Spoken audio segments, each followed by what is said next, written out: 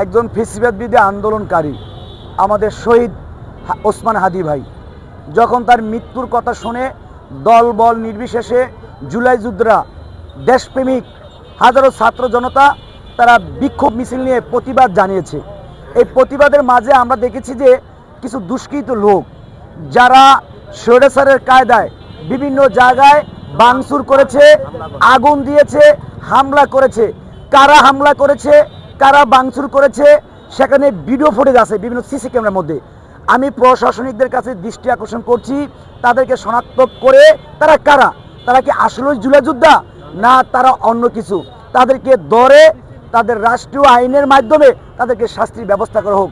সে হোক জুলাই যোদ্ধা আর সে হোক অন্য দলের, কারণ কারো কোনো এখতিয়ার নাই যে কারো অফিসে ঢুকে ভাঙচুর করা। আমরা দেখলাম ডেইলি স্টারের সাংবাদিক যিনি ফেসিবাদ বিরোধী আন্দোলনের সময় আমাদের সাথে প্রতিবাদ করেছে, গর্জন দিয়েছে, ফেসিবাদ বিরোধী আন্দোলন করেছে, তাকে মান ক্ষুণ্ণ করেছে। কারা মান ক্ষুণ্ণ করেছে তাদেরকে দ্রুত আইনের আওতায় এনে অ্যারেস্ট করে শাস্তির দাবি জানাচ্ছি আমি একজন ছাত্র প্রতিনিধি হিসাবে। তো এখন বর্তমানে হচ্ছে যে যেভাবে পাচ্ছে দেশপ্রেমিকদেরকে হত্যা করছে, দেশপ্রেমিকদেরকে বিতর্কিত করার জন্য তারা ভাঙচুর করছে, আগুন দিচ্ছে এবং বিভিন্ন জায়গায় নাশকতা করছে।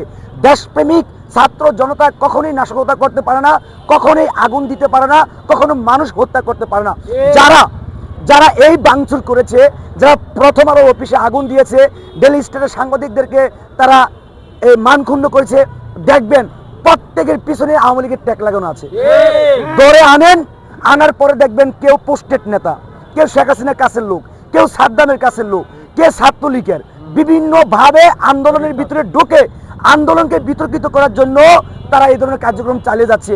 তা আমরা চোখ কান খোলা রেখেছি, এই ধরনের কার্যকলাপ কারা করে তাদের যদি আমরা হাতে নাতে ধরতে পারি আমরা আইনগত ব্যবস্থা নিব। আমরা চাই না শেখ হাসিনার মতন কোনো মায়ের বুক খালি হোক। আমরা চাই না শেখ হাসিনা যেভাবে আগুনে পুড়িয়ে মানুষ মারছে, অফিস আদালত পুড়িয়ে মারছে, আমরা দেখেছি যে অনেক সাংবাদিকদেরকে দেশ ছাড়া করেছে। আমরা জানি যে ফেসিবাদ বিরোধী আন্দোলনের সময় প্রথম আলো সাংবাদিক এবং আমরা দেখেছি ডেইলি স্টারের সাংবাদিকরা অনেক গুরুত্বপূর্ণ ভূমিকা রেখেছে। তারাও এই জুলাই যুদ্ধের একজন অংশীদার। তাদের সাথে কখনোই জুলাই যুদ্ধরা অফিসে নাফরমানি যেটাকে বলে অসম্মানজনক আচরণ করতে পারে না।